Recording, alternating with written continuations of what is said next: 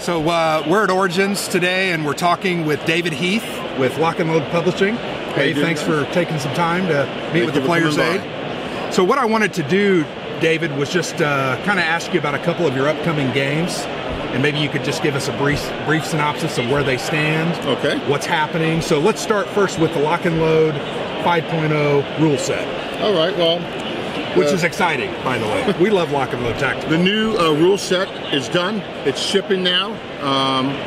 We'll have it on the store when we get back. We really wanted to expand and make referencing the rules as easy as possible.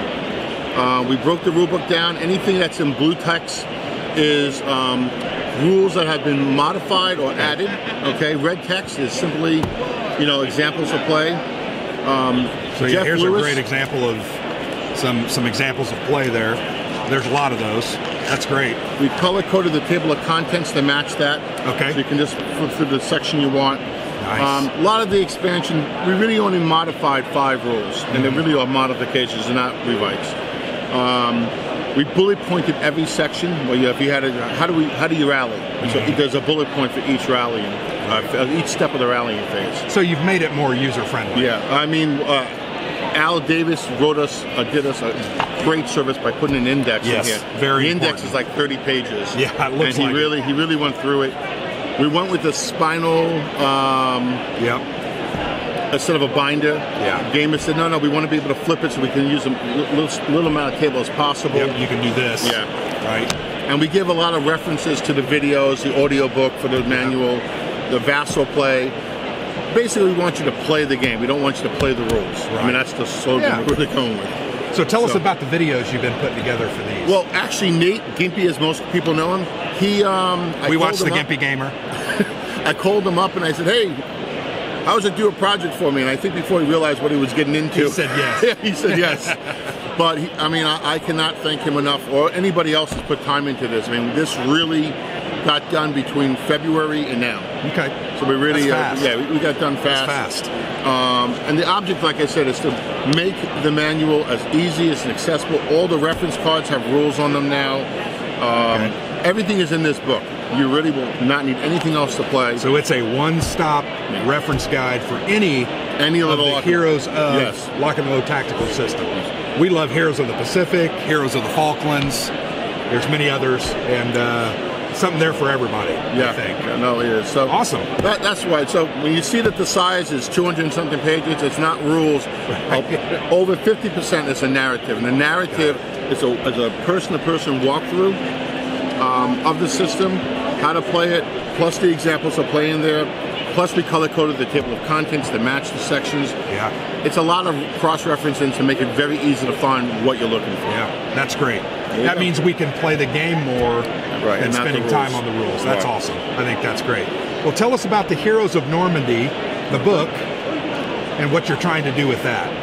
All right. One of the things we always love about tactical games, or just war games in general, is the storytelling of it. I mean, I can remember one of my first, honestly, Squally games. I had to lead a run down this middle of the street in front of a tank, pass all the fire, morale checks, get on the tank, and destroy the tank. I don't think I was 17. I can still remember that like it was yesterday.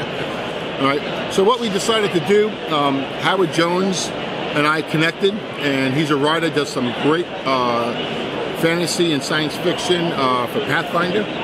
And I quoted him the idea of writing some short stories. And the catch here is the short stories are based on characters, in this case, in Heroes of Normandy, the Heroes of Normandy game. And he wrote all the stories for the authors. They did a great job. They loved the stories. And then we decided to make scenarios around the stories. So instead of getting a paragraph on the scenario card, of what the battle is about, you got the whole story. It's also an audio book, and then you're going to have 2 new maps, which are here. I don't know if you guys can see that pretty well.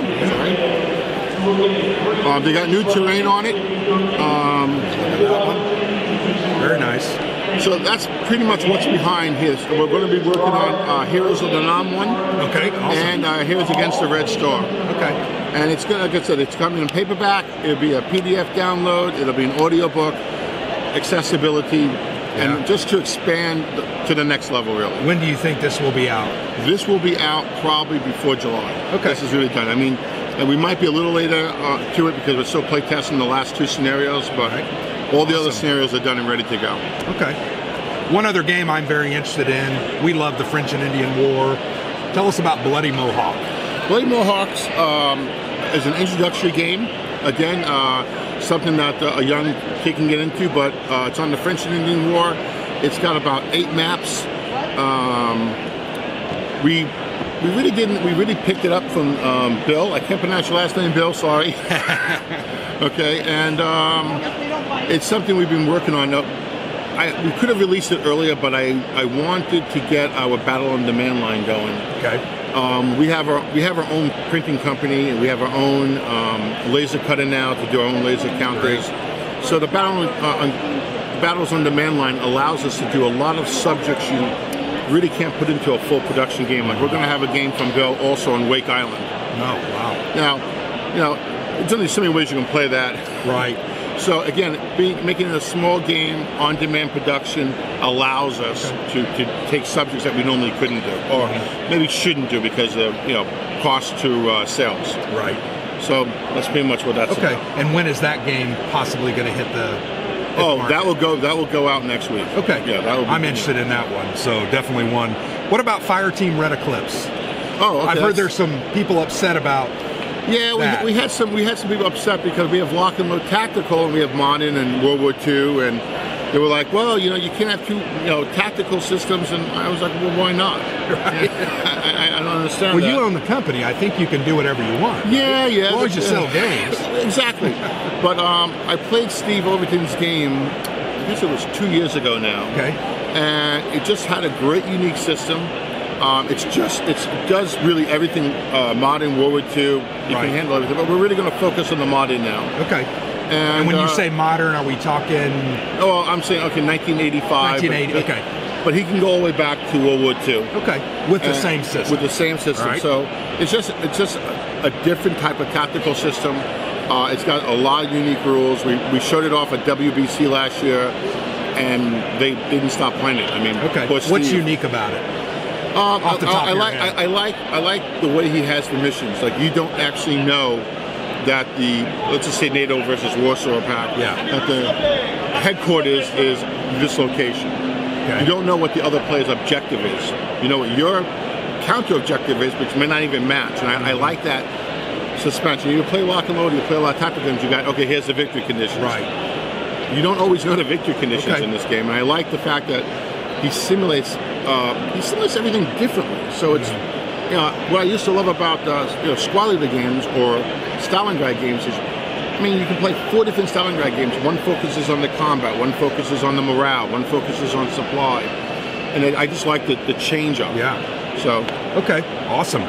Well, to me, hidden objective sounds interesting because you can game a scenario a lot and get yourself in position specifically to either prevent your opponent from getting there or take it early. So this will be interesting. I think that'll be interesting. What else you got in your works? Anything else you want to talk about? We have Point Blank, which is a lock and load tactical card game.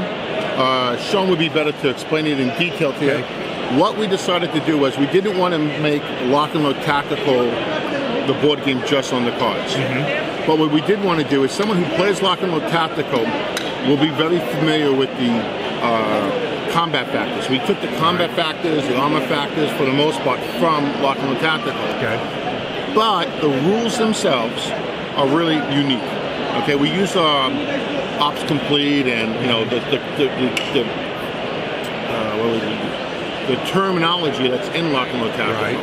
But it's basically a card game that can expand. And you have movement. You put in line of sight on a card game. Yeah, how do you do that? Well, it's just a matter of you have 4 or 3 across on each side, and if there's a building terrain there, you can't see as you move, the terrain is popping up. Okay, so it's not like you just have a board preset. The game is also set with no counters and no dice. The dice are on the cards. You can use dice, of course, instead. Again, we're going to have we should have the full-blown game available at WBC. Okay, and I've seen the art on it. It looks really good. Yeah, he does old school tactical, and it's excellent artist. Yeah, it looks great. Yeah. Well, we appreciate your time today. There's a lot going on at Lock and Load Publishing. If you haven't checked out their games, Alexander and I give them a high mark. We've played A Wing and a Prayer, Heroes of the Pacific, Heroes of the Falklands. We have Pacific War that we're trying to get to the table. Lots of different types of games. So check out Lock and Load Publishing. They have a lot to offer. Thanks, David, for your time. Thank you for coming by. All right. Awesome.